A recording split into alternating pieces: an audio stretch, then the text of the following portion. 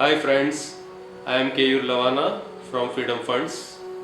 Freedom funds एक mutual fund management company है। Mutual fund जैसे कि आप लोग जानते हैं आजकल बहुत फेवरेट सब्जेक्ट है सबका। वैसे भी फरवरी मार्च आया है नज़दीक, तो सबको टैक्स सेविंग इन्वेस्टमेंट भी करना रहता है। लेकिन म्यूचुअल फंड के बारे में बताने से पहले मैं आपको कुछ डिटेल्स बताना चाहता हूँ इन्वेस्टमेंट के बारे में और कुछ म्यूचुअल फंड के बारे में। फ्रेंड्स, हम लोग जब टैक्स सेविंग इन्वेस्टमेंट करते हैं तो या तो हम कोई प्रोडक्ट देखते हैं या कोई एडवाइज़र हमारे पास प्लान लेके आता है, या हम कुछ पर्टिकुलर फिक्स रिटर्न वाली प्रोडक्ट देखते हैं, या लोगों के कहने पे हम सजेस्ट करते हैं कि हमें कौन सी प्रोडक्ट लेनी चाहिए। लेकिन ये इन्वेस्टमेंट का सही तरीका नहीं है। सबसे पहले हमें इन्वेस्टमेंट करने से पहले जानना होगा इन्फ्लेशन के बारे में। ये इन्फ्लेशन होता क्या है? Inflation is a silent killer. जैसे कि मैंने बताया कि इन्फ्लेशन सबसे जरूरी चीज है जानने के लिए इन्वेस्टमेंट से पहले। इन्फ्लेशन आखिर होता क्या है? फॉर एग्जाम्पल, आज हम देखते हैं कि कोई एक चीज जो आप मार्केट से खरीदते हैं जिसकी वैल्यू आज 100 रुपये है।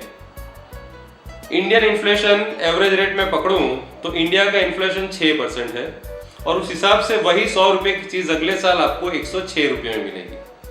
मतलब कि आपने अगर 100 रुपये इन्वेस्ट किया है तो अगले साल उसकी वैल्यू 106 होनी ही चाहिए। अगर आप 6% रिटर्न निकालते हैं तो इसका मतलब ये हुआ कि आपने अपनी लगाई हुई इन्वेस्टमेंट की value as it is 0% return से आपने निकाली है।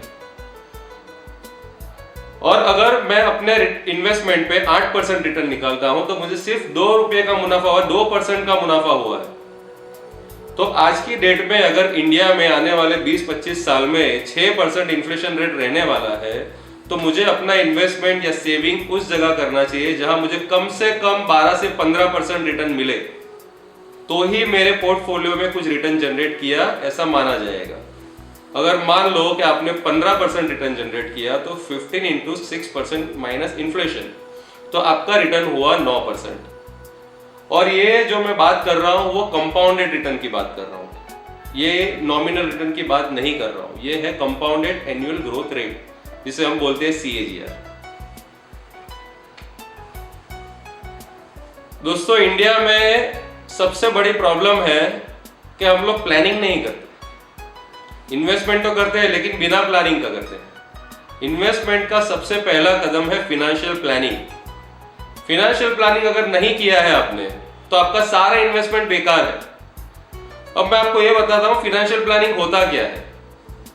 जैसे मेरा कहना है कि दुनिया में जितने भी इंसान हैं, जितनी भी फैमिली है, उन सबका फिनेंशियल प्लानिंग अलग होगा, क्योंकि सबकी नीड अलग है, सबकी फैमिली अलग है, सबकी इनकम अलग है, सबके फ्यूचर गोल अलग है, सबकी लाइफस्टाइल अलग है, सबकी कैटेगरी अलग है, और सबकी रिस्क एपेटाइट कैपेसिटी भी अलग है।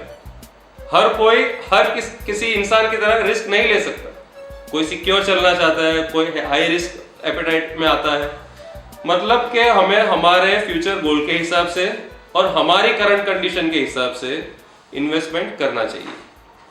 फिनेंशियल प्लानिंग में सबसे पहले एडवाइजर आपके फैमिली मेंबर कितने हैं वो जानेगा, आपकी मंथली इनकम क्या है वो जानेगा, आपका मंथली बजट क्या है वो जानेगा, आपके फ्यूचर गोल क्या है और आपके मंथली एक्सपेंस क्या है वो भी जानेगा। आप अपने बच्चों को क्या एजुकेशन देना चाहते हो, आप अपना रिटायरमेंट कैसे बिताना चाहते हो, आपको अभी आपने इन्वेस्टमेंट कहाँ कहाँ कर रखा है, आपका पोर्टफोलियो कितना डाइवर्सिफाई है, ये सब पहले चीजें देखनी पड़ेगी। ये सारी चीजें देखने के बाद ही कोई भी फाइनेंशियल प्लानर आपको सजेशन दे पाएगा कि आपको इन्वेस्टमेंट कहाँ करना है और कितने एलोकेट करना है, एलोकेशन आपको कैसे करना है उस एसेट का।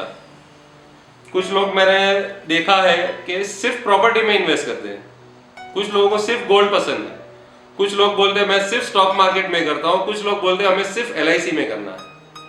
लेकिन ये मेंटालिटी क्लियर कट गलत है। आपको अपना इन्वेस्टमेंट हर इंस्ट्रूमेंट में करना है। आपको कुछ पोर्शन गोल्ड में भी इन्वेस्ट करना पड़ेगा, कुछ प्रोपोर्शन आपको म्यूचुअल फंड में इन्वेस्ट करना पड़ेगा, कुछ प्रॉपर्टी में करना पड़ेगा और कुछ आप गवर्नमेंट सिक्योरिटी फंड भी ले सकते हैं। लेकिन उसका प्रोपोर्शन कितना होगा वो हर एक फैमिली का फाइनेंशियल प्लानिंग करने के बाद ही आपको फाइनेंशियल प्लानर बता पाएगा। सपोज कि आपने कोई इन्वेस्टमेंट किया, अगर ऊपर ऊपर की बात बताऊं तो आपको सबसे पहले आपका इन्वेस्टमेंट होराइजन कितना है वो डिसाइड करना पड़ेगा। मतलब आप कितनी अवधि के लिए वो इन्वेस्टमेंट करना चाहते हैं, आपको ये डिसाइड करना पड़ेगा। दूसरा, आपका एक्सपेक्टेड रिटर्न क्या है। आपका एक्सपेक्टेड रिटर्न 8% है, 12% है, 15% है या 20% है, वो आपको पहले डिसाइड करना पड़ेगा इन्वेस्टमेंट करने से पहले। और आपका गोल क्या है, आप इन्वेस्टमेंट क्यों कर रहे हो। बच्चों की पढ़ाई के लिए, बच्चों की शादी के लिए, आपके रिटायरमेंट के लिए, ये चीजें बहुत जरूरी है। आप शॉर्ट टर्म इन्वेस्टमेंट कर रहे हो, लॉन्ग टर्म इन्वेस्टमेंट कर रहे हो, आपका पर्पस क्या है। टैक्स सेविंग आपका पर्पस है, सिर्फ रिटर्न प्रॉफिट जनरेट करना आपका पर्पस है।